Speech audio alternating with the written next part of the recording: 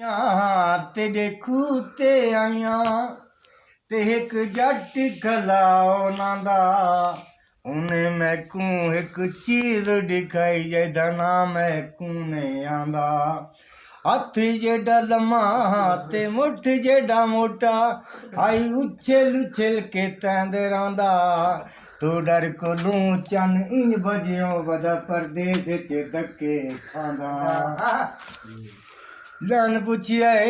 बेली टटिया कोलों ओ जने क्यों आ जंगड़े मैकू टटे जवाब देंगे ओ जने असन आंदे उसे ते बेली कौन पुछदा तकू तू ताहे बेली खुईदा टोबा ओ साए ता रसे छेकू तू खाना अंदर खीर मलाया असा कमाने आए भूखे पेटू